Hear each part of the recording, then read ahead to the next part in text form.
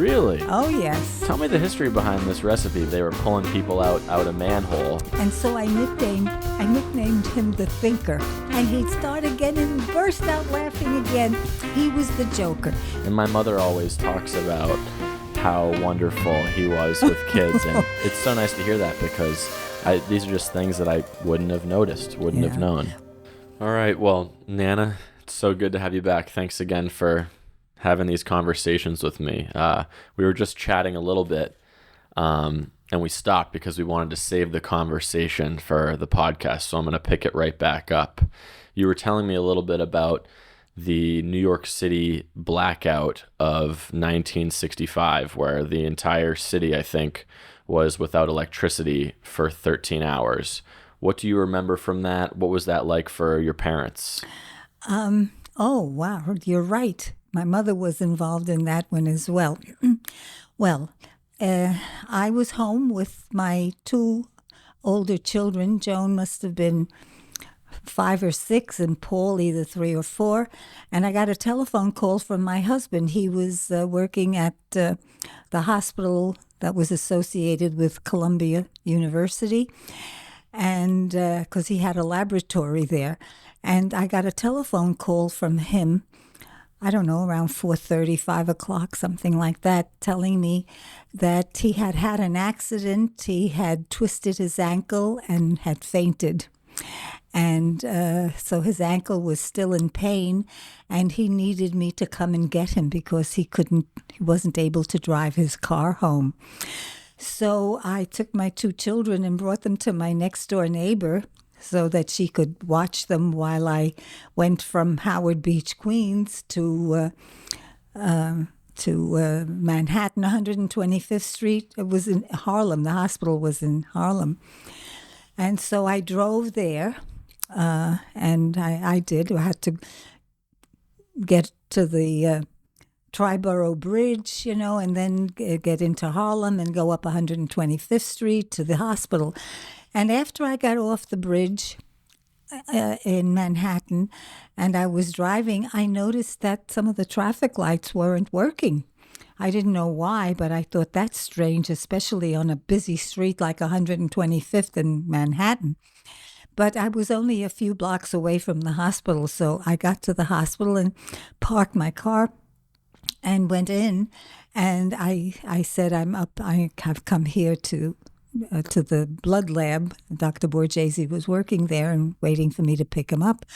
And he was up, I don't know, 5th floor maybe, and the elevators weren't working. So, you can't use the elevators here to get up there, but there was a building almost attached to the hospital. It's associated with the hospital as well. And he said, just go around to the other building because they have a generator and the building will be able to go up. And when you get to the 5th floor, however, there is only a fire escape connection between the 2 buildings. You have to leave the building, go on this little metal walkway to get to the 5th floor that's on the other side, and it was all dark. By now it was dark. And so I did that because I knew I had to get to him. So I got to him, picked him up, and I said, we have to go back the same way because he couldn't walk very well. His ankle was still very bothersome. And so we had to go back the same way in the dark across this fire escape structure and down into the elevator that worked. And we got down, and I still didn't know, what this was. I just knew they all lost power. And he didn't know what was going on either? He didn't know either. No, he didn't know.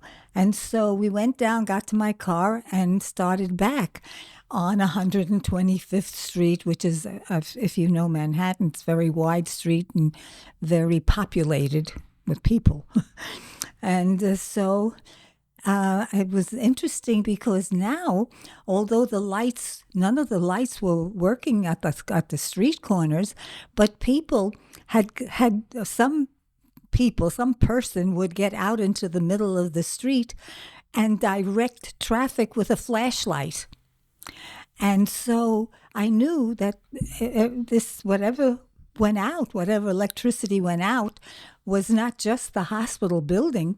It was all over, and I had the radio. Then I put the radio on in the car so we could hear what was going on, and of course we heard that all of the city, all the transit, all the subways, everything was non-operative, and this was now about 5:30. 5:45, and I think it was it November? I wasn't sure. Yeah, November. So it was dark, and I had said to my husband, because I was driving, I said, I wonder where my mother is, because she was working in the garment district, and by now at 5:30 she should have been on the subway. And who knows, what happened there. I didn't know. But it took us quite a long time because it was slow going. You had to go slow. But it was remarkable how everybody stepped in. No one took advantage of it. People were helping other people, doing whatever they had to do. And if they were stuck, they were there to help them out. It was unbelievable how everybody helped everybody that night, the whole way home. And of course, it took me a good hour, maybe more than an hour, to finally get to back to Howard Beach. And as soon as I got in, collected my 2 children from my neighbor, I got on the telephone, which was working. The wall phone was working. And I called my father, because my father that was his day off. And when he's off, he does all the cooking. And so my mother comes home to a meal already prepared. My father loved to cook. So I called him and I said, is mom back? No, what's happening? Where is she? And I said, well, all the subways are stuck. And, they eventually, but she hadn't gotten home yet. And by now it was like 6:30, because it had taken me a while to get home. And my mother didn't get home until 11 o'clock. Oh, my goodness. And I had said to my father, please let me know when you hear from her. And when she came home, she said that they were stuck on the subway in the tunnel. They were under the East River. There's a tunnel that connects Manhattan and Queens. Mm-hmm. They were in the tunnel. And the subways, although there was no electricity, they had little lights, dim lights for emergencies, so there was a little bit of light in there. And it was rush hour coming home from work. And she said that on 5 hours she was in that tunnel. 5 hours before rescuers came. Wow. And she said that everybody on that subway car, which was crowded, people were standing. She said everybody was so nice. The people who were sitting got up and gave the people who were standing a seat, and then vice versa.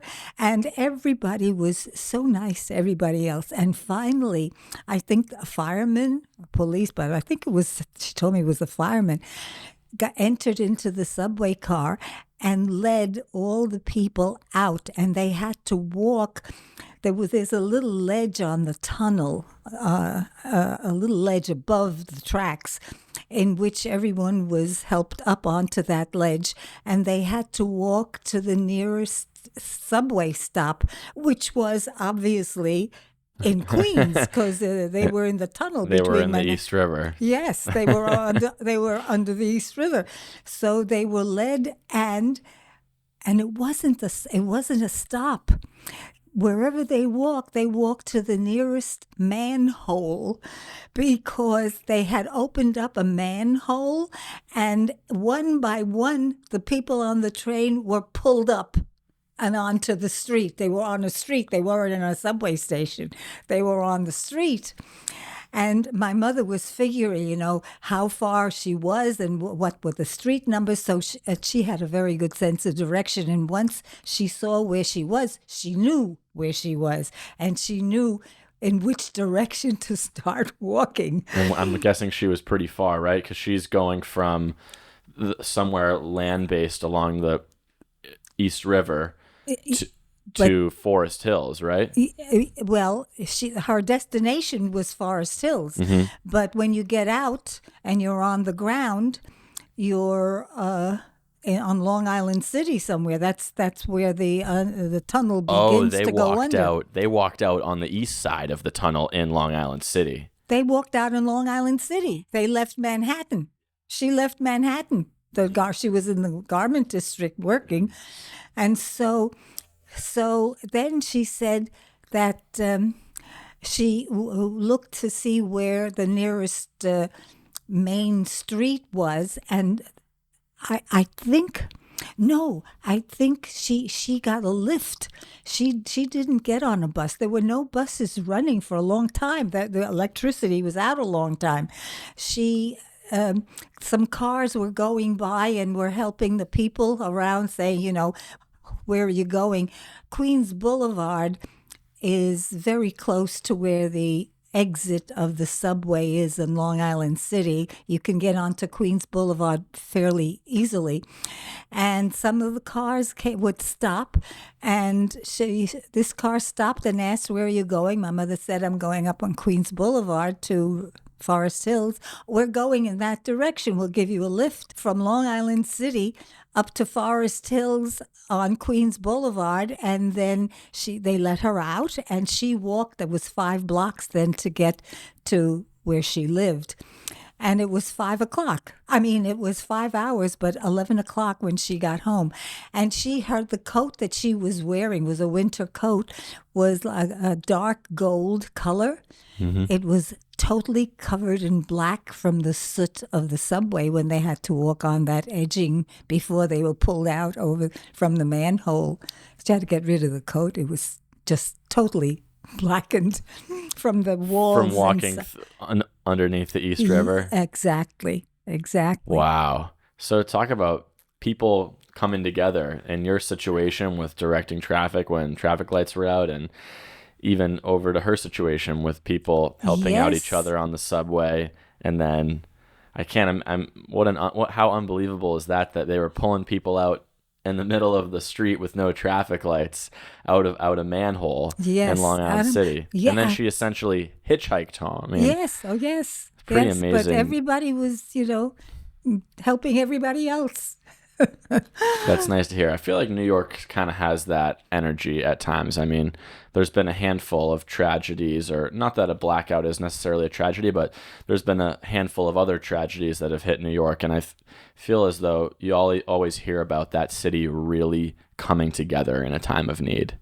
Just yesterday, we recognized the 23rd anniversary of 9/11 and the terrorist attacks on the 2 World Trade Center buildings. Were you in New York City during that? I remember that day so well. Every time September 11th comes around, I am back to 2001 because I know exactly where we were. My husband had a medical appointment in Manhattan, and we lived in Howard Beach, but we drove to Forest Hills and parked in my mother's driveway and took the subway in, because you don't park too well in Manhattan. And so we were waiting at a traffic light on 2nd Avenue to cross it to go down to First, where the doctor's office was. And while we were waiting for the light to change, this man came up to us and said, "Have you heard what happened at the Trade Center?" We said, "No." He said, "A plane hit the building." Oh my, that was terrible. What an accident. That's a terrible accident. And so we continued on. We got to the doctor's office, and when we got there, everybody was abuzz with the conversation, and they said, "Have you heard what happened?" I says, "Yes, a plane hit the building, I heard." "Not one plane, a second plane hit the building." Oh, now that was a totally different story. This was not an accident. There was no accident. Two planes. And so everyone was with their eyes and ears on the television to get the latest news of what was going on.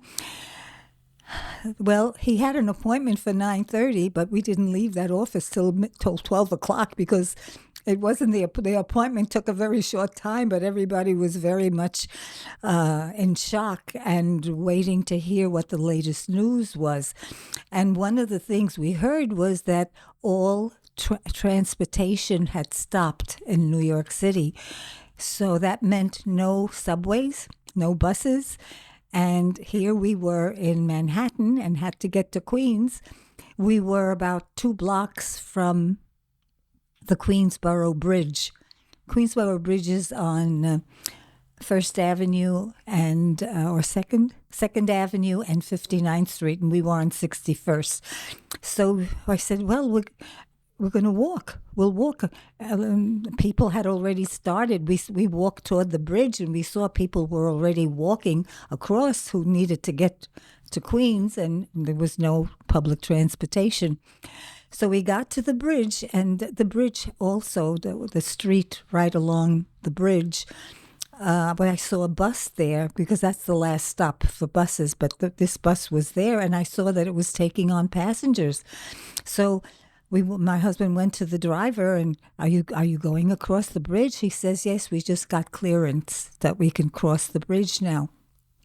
So we quickly got on. That bus filled in 2 seconds. I'm sure. And we started over the bridge. However, he crawled because the people were still walking right on in the middle where all the cars went. They were still following directions, that there was no transportation. And so we were able to cross the bridge finally and get the bus up Queens Boulevard to where we needed to go. Did you know anyone that worked downtown that you were thinking about when you'd first heard that news or when you were waiting in the doctor's office? Well, the only person that I heard about, do you remember Paul's friend, Eli, when you were all growing up here together? I recognize the name. Yeah, well, he was married, I believe he had a family then too, and his apartment was like 4 blocks away from the Trade Center. I mean, this whole neighborhood was impacted, but he was not in any danger. But that's the only person I knew at the time that was down there.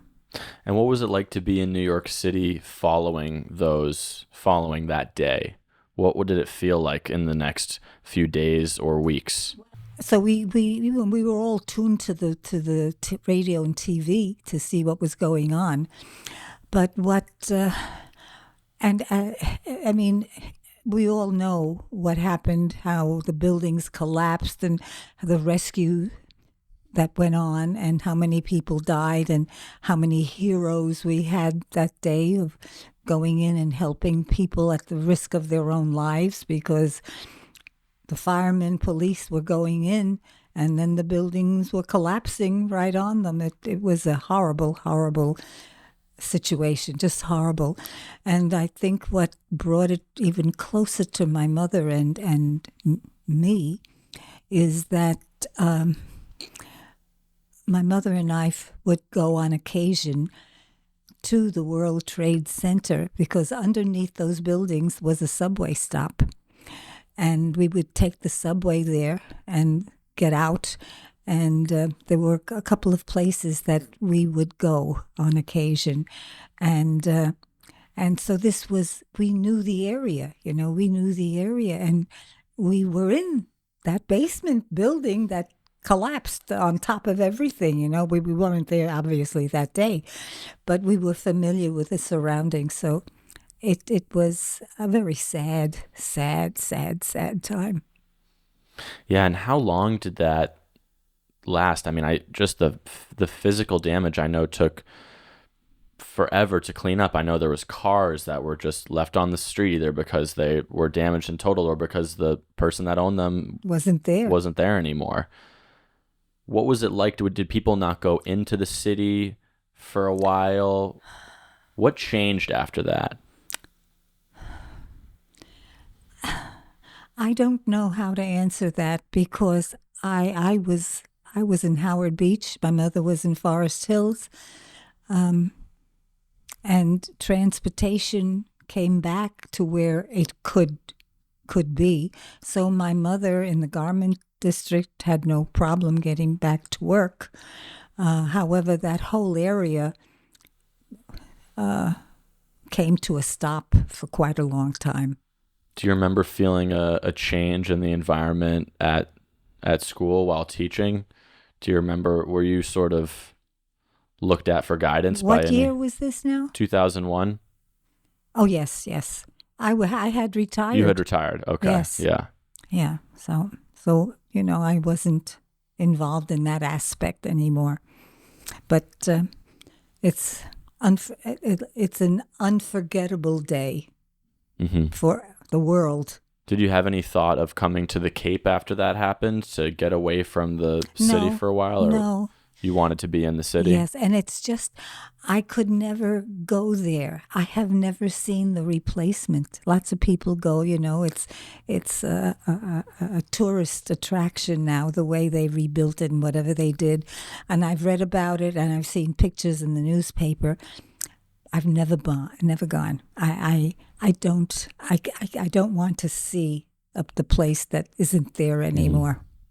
Well, I was there recently, and I was only 2 years old when the attack happened, so I have no memory of what the original Twin Towers looked like, but I have been back to the city, and I love going to the World Trade Center and seeing the Freedom Tower, and so it's really the World Trade Center that I've known, and I'll tell you, it's absolutely a magnificent sight to behold.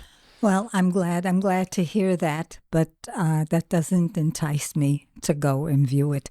I will tell you that the day after that this all occurred, we received a telephone call from a cousin in Italy.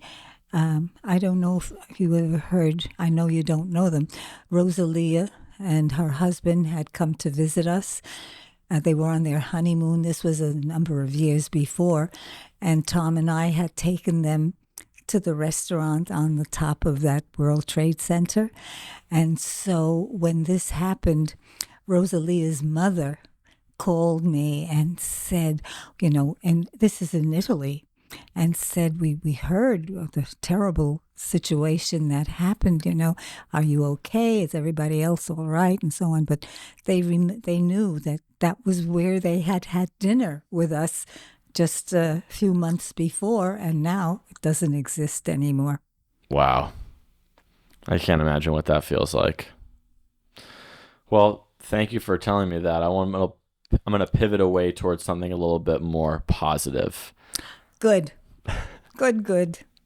For as long as I can remember, you've given your grandchildren nicknames when they were young. Oh, dear me. And those nicknames have really stuck. And they haven't just stuck because you've kept using them, but they've stuck because you somehow have, with 100% accuracy, managed to find some sort of trait about them that has stayed with them into adulthood. So I was wondering if you could take me through some of those nicknames and maybe what inspired them.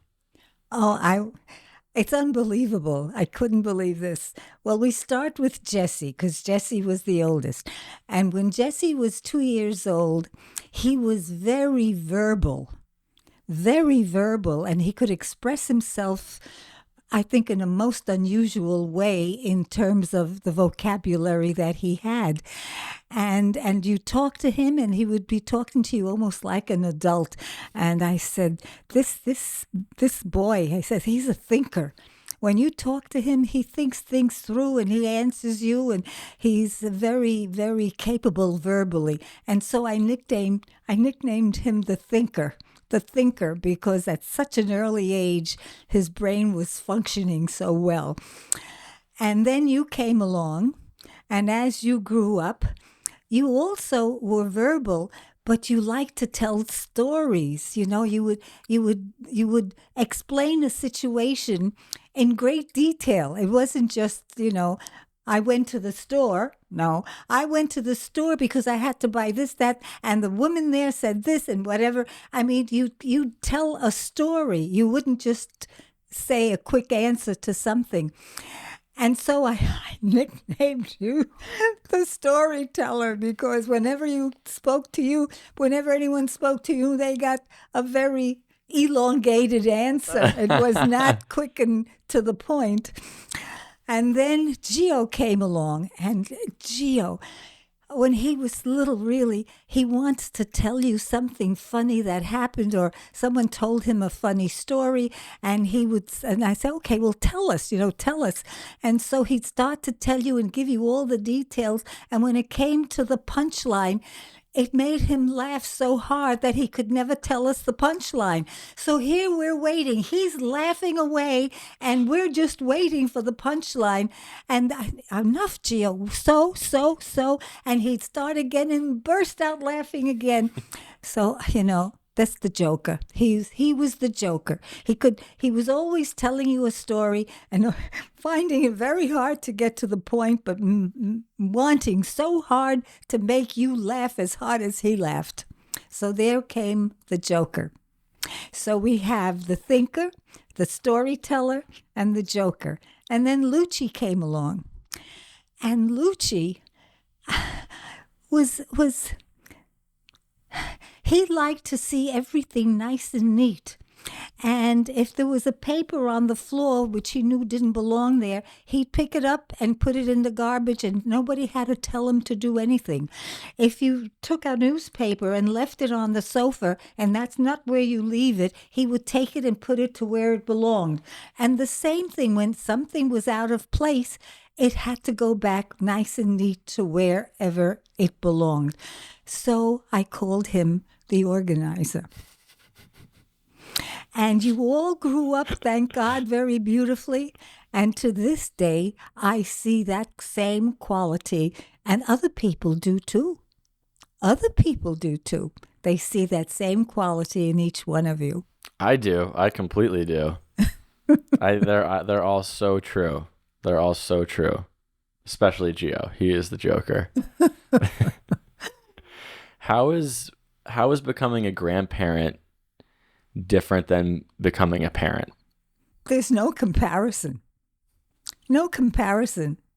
Becoming a parent was kind of traumatic, and what did I know about you? I had no brothers or sisters. I was alone. I was the only child.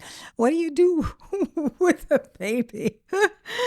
So it was traumatic. And Joan and Paul came next in my family, and he was born 18 months apart. So I had two babies, really, two babies. Thank God, Joan was in many ways like Jessie. She was very verbal, very grown up. When she was talking,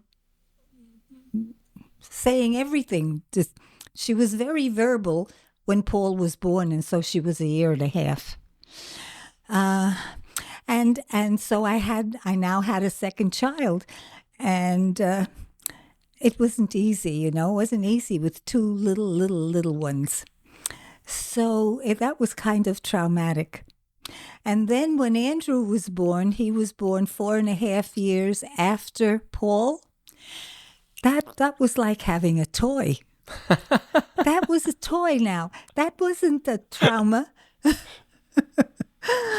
Joan was in school. Paul was in, not nursery school, but daycare or something? Daycare, yes, preschool. It was a preschool, a private preschool, because he never went to kindergarten in public school. He went from the preschool, the private preschool we had, and he went straight to the first grade. So I had two children, both of whom were in school of one kind or another. And Andrew, now I knew how I knew about raising two children. So that was just a pleasure, right? Just could do everything. Unfortunately for Andrew, I think it might have been a little hard because the other two always, they had more interests than he did. Mm-hmm. And he always had to kind of fight his way in a little bit. But everything went fine. It sounds like there's really no way to prepare yourself for having your first child. But by the time you have your second child, do you feel like you have a good grasp on what's Not when going they're on? that close in age. I think that was a little bit hard when they were that close in age, but it was fine. It was fine. And the very good thing about it is that they bonded very well. They were pals together as they were growing up because they were that close in age. And having a grandchild now, you worry because you knew how difficult it was for you. So you worry about how your children react to having a child. But it was just wonderful. It's just so great because now you have a little one and you don't have no pain associated, no difficulties, just all the good things with the grandchildren, none of the difficult, traumatic ones. Right. That's good. And you have all that experience by then, so you probably know what you're doing, I guess. When my first grandchild came along, which is Joan's son, and she took him home from the hospital, she was afraid to give the child a bath. And I had just retired at that time, so I went there, and she had a very, very small kitchen in the apartment that she was living in. So we had a little bathtub, to bathe. But I wasn't comfortable with the countertop because there wasn't that much countertop. So we put the tub on the floor, and I knelt down and gave JT his first bath because Joan was not ready. So I gave my first grandson his first bath. And then, of course, Joan took over after that. How important is it to have your parent there with you to show you the ropes when you're raising a child?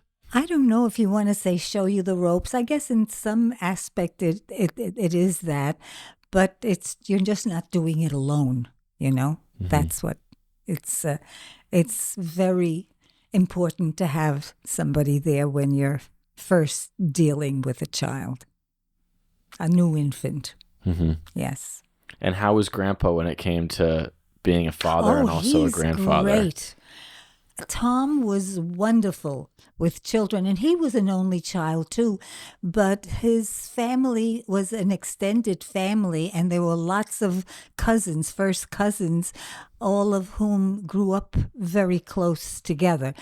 And and as the little ones came and he grew older and the younger ones came along, he was very helpful. Tom was great. He would get up in the middle of the night sometimes, to answer a crying child in the other room.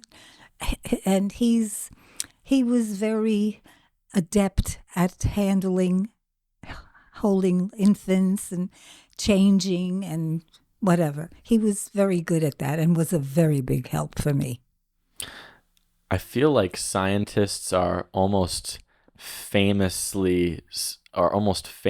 in their inability to balance their work and family life. And I know that someone, I forget who, had said to you, or maybe even to other people, how wonderful your husband was and how much he admired him, his ability to balance his work in the lab with his family life. Can you speak to that? Well, that was at the memorial for Tom when we were in church. We were having a celebration of his life then.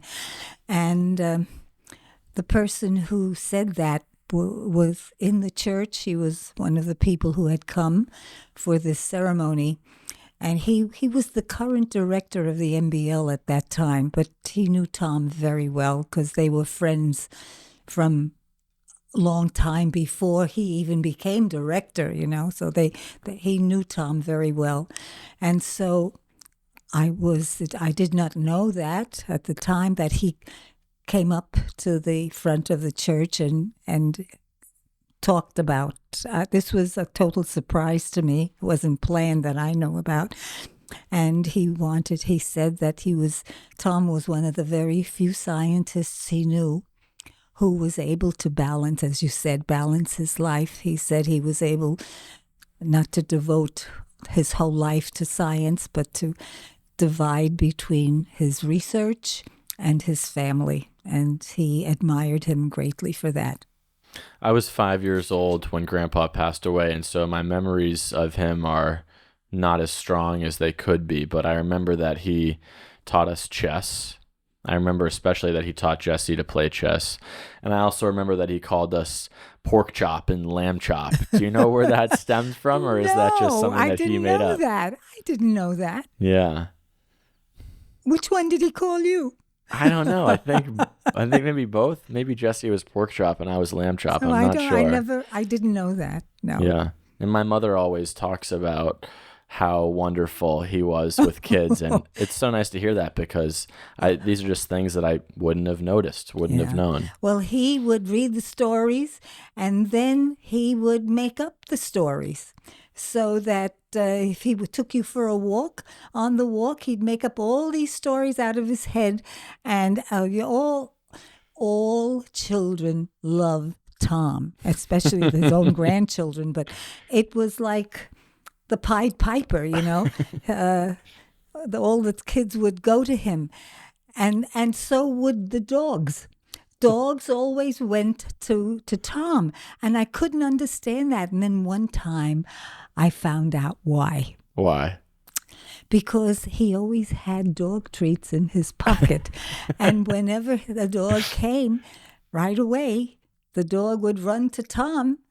But I didn't know that he was always greeting them with these dog treats.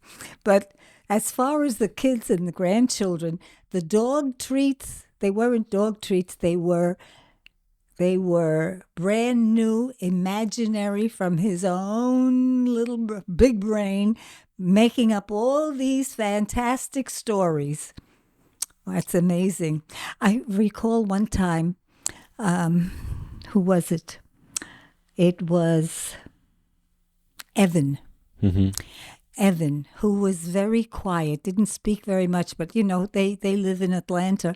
But they came up one summer, and Tom would take Evan for a walk, and many times they would walk from here to the lighthouse, and they were alone, but I can just imagine all the stories that he must have been telling Evan, because Evan went with him willingly. He was happy to go anytime.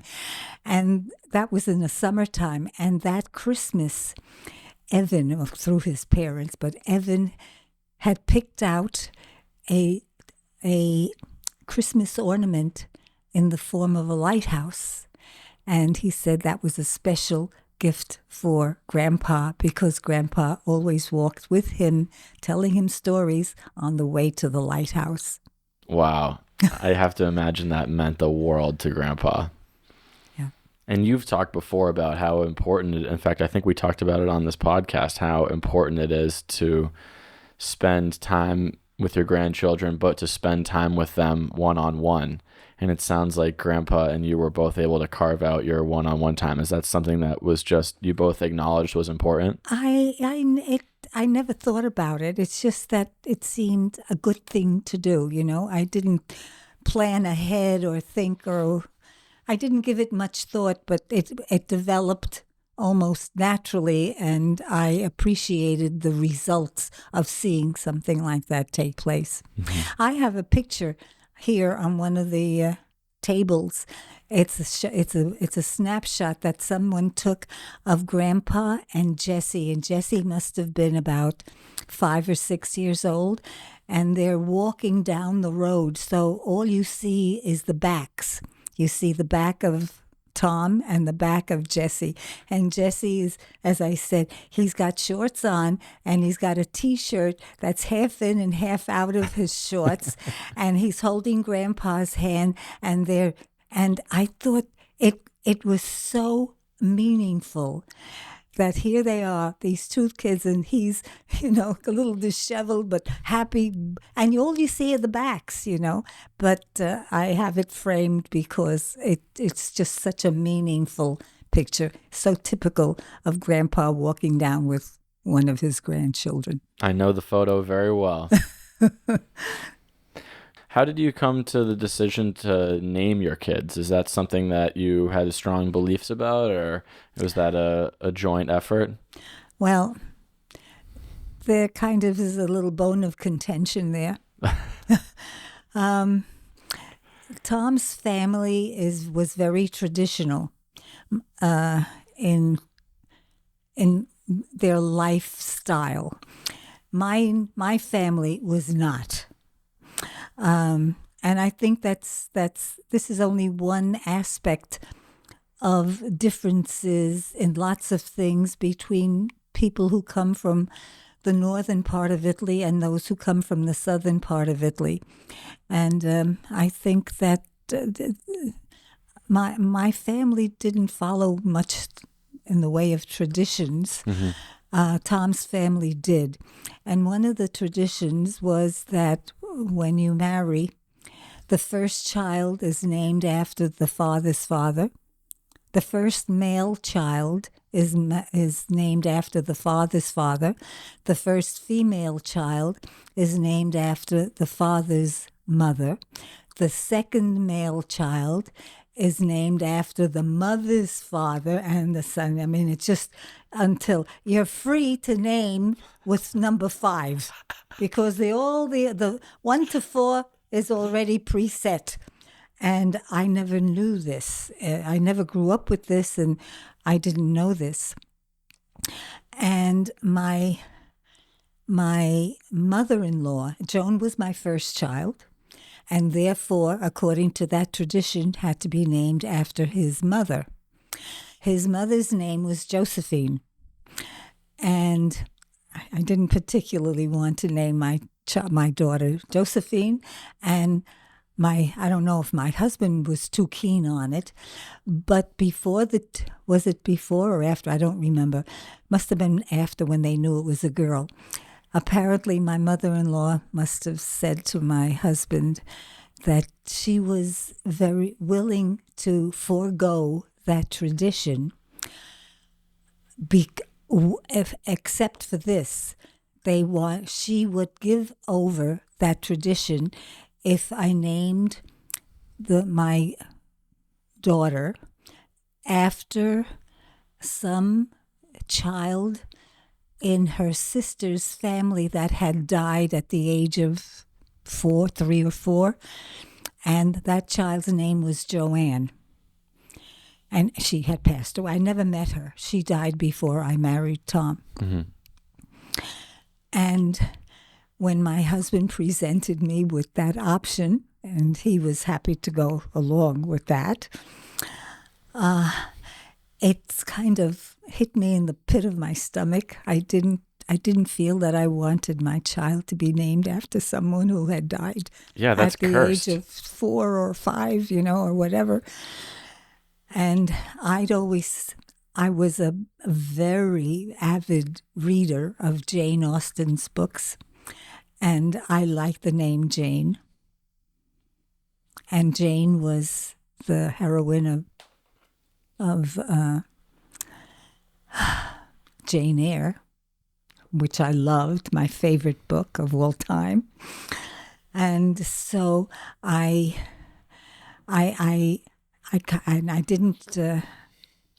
didn't, and my husband didn't go for that.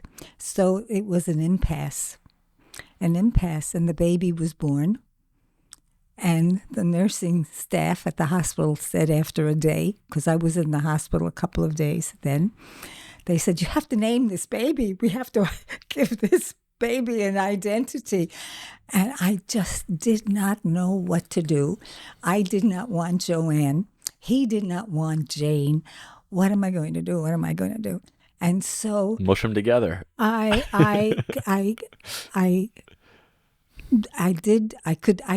could go with Joan. I mean, that was an acceptable, and I think that wasn't too far from Joanne. So that's how she came to be named Joan. And then when my son was born, I liked the name Paul. Anyhow. And did that follow the and that tradition? followed the tradition. So I named him Paul John Borghese, right? And so that I was satisfied, and there was no problem now. There was no problem. And with the third one, I'm not in that tradition, so I didn't have to follow and name him after my father, right? Didn't bother me. So you had fulfilled that part of the tradition, and On his part. yeah. No, to follow it through, I should have named my son John after my father. And had I had a daughter, I would have named her Elisa after my mother. But I didn't have to do that. Your father didn't care. My father, no, those traditions, we didn't have those traditions, so it didn't matter. And of course, there was no problem as far as my husband's side was concerned, because I accepted that very easily. I liked the name, and that was fine. Wow. Well, who knew there's such a process that goes into naming a child? Hopefully, I'm not. There's no traditions that I'm unaware of. And fortunately, I didn't name the second boy after my father, and both Tom and I liked the name Andrew. And I had no problem. No, and he didn't care. I mean, if I didn't want to name him after my father, he didn't care. It was his tradition, and he was satisfying his family. But if my family didn't care, he didn't care. Mm-hmm. So there was no problem. Finally, no problem. Thank goodness. That's so nice that you didn't have to deal with that half of the naming tradition with your father. But lots of people follow traditions, not the same as the one that I had. The Jewish people, for example, they have to name their children after someone who died in the family. Wow. And sometimes they can change the name slightly, but everyone knows that it was named after this and such person, even though the name might have changed a little bit. But it's the tradition to name after someone who has died. And here, that was the big reason I didn't want to do mine, because I didn't want it on another infant, another child that had died before.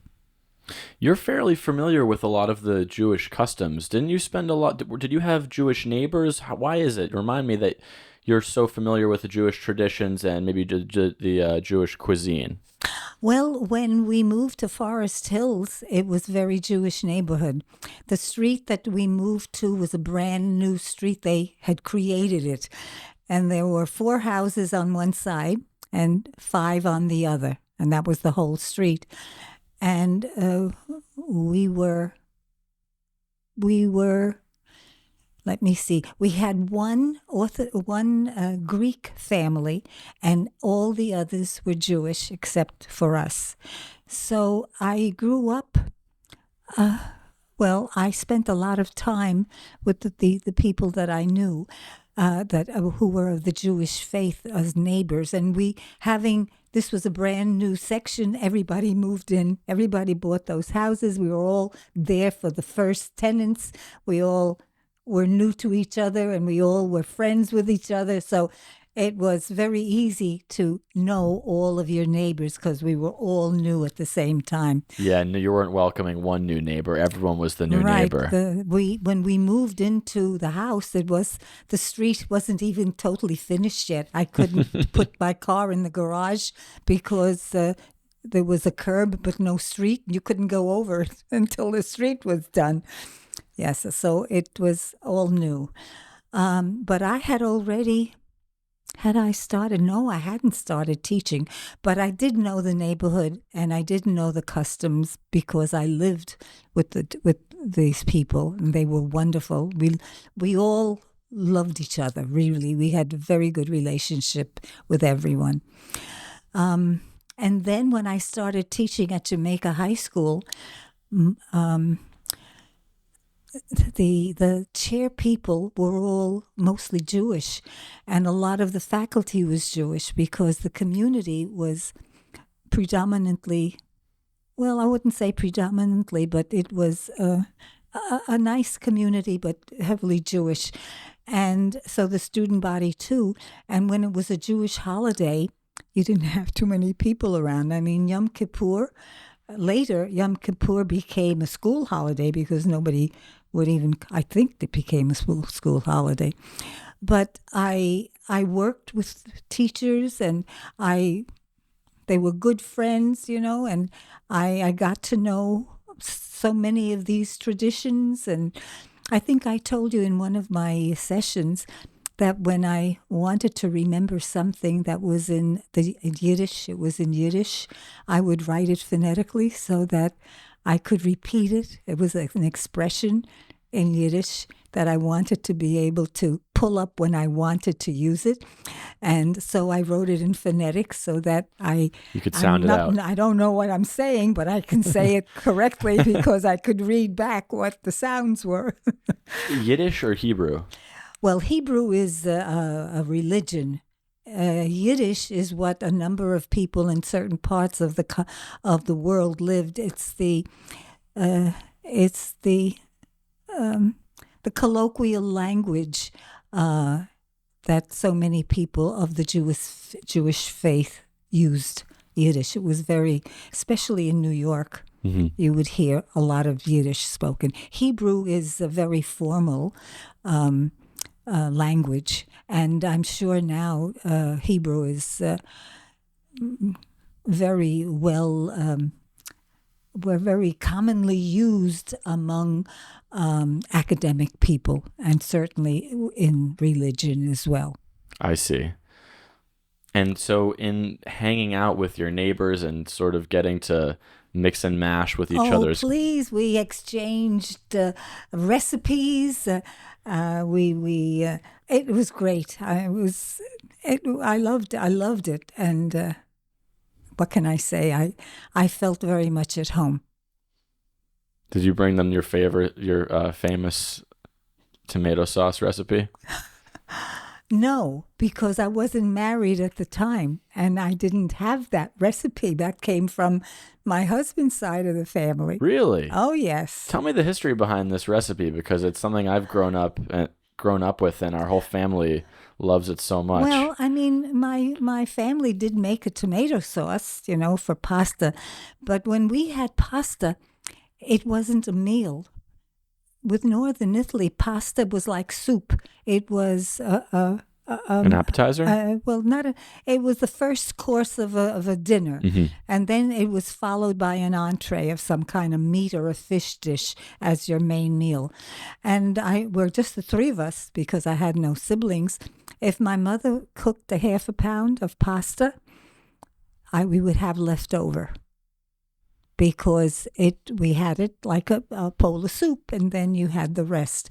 And it wasn't until I married my husband and was, I don't want to say subjected, but that has a negative, and that's not it. I was exposed to a cuisine that was very much different from mine, and I learned how to make a sauce the way my husband. I learned to cook for my husband. I wanted to please him, right? So he was used to his mother was a wonderful cook anyhow.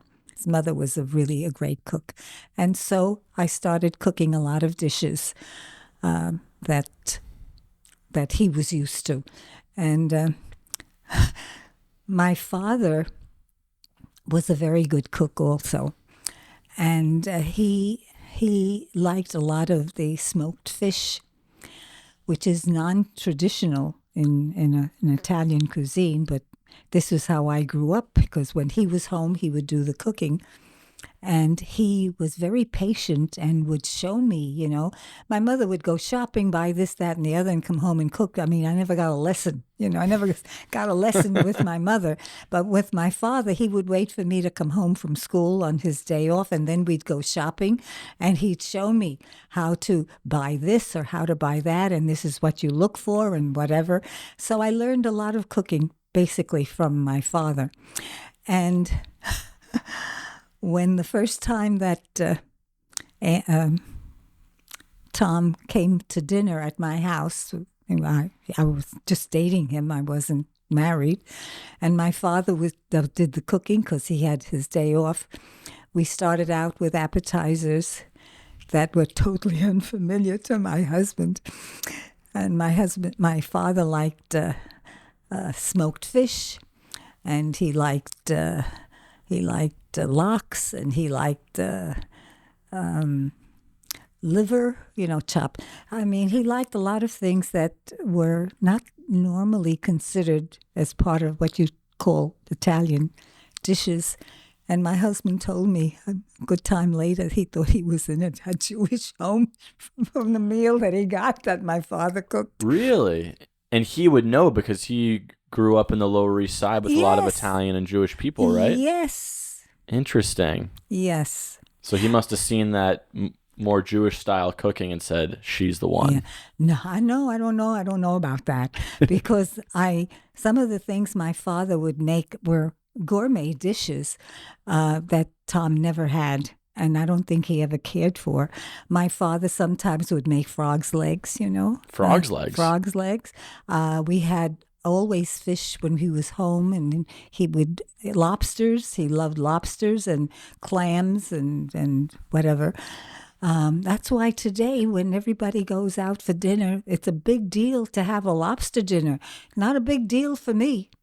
I'm sick and tired of lobsters because I've had it so many times growing up that I remember Joan was having a group of people for dinner, and her husband John was putting in an order for lobsters. How many people? Well, that's how many lobsters we need. I said, don't buy one for me. You can skip me because I'm not I like it. I'll eat it when I eat it, but it's not my favorite. I can't say I go for it like everybody goes for it now. And another dish that I always loved, and Tom wouldn't go near it. My father would make it. And that is calves' brains. Calves' brains. Wow. I thought I was an adventurous eater. And I liked it very much, and Tom just saying it could make him sick. But I liked it. It's the brains and sweetbreads are similar, but I didn't care for the sweetbreads as much as I liked the brains. And how would he prepare the brains? Very carefully. He would slice them and coat them. I think he would coat them with flour, maybe, a very light coating material, and saute them. Wow. Well, as apprehensive as I am about the calves' brains, all this talk about food is making me hungry. I think we should wrap this up. Thank you so much for having this conversation. It's always a joy. I'm so sorry that we have to end with calves' brains. I think it's a great place to leave off. I never made them anymore. I made frog's legs once for Tom, and that was it. He wouldn't go near it. So I haven't made either one in 64 years, because that's how long I've been married. Wow. Do you think we should bring them back and see how your children and grandchildren think? I think we should let sleeping dogs lie. All right. Fair enough. Okay. All right. Thanks so much, Nana. We'll You're talk welcome. again soon. Bye-bye. Bye.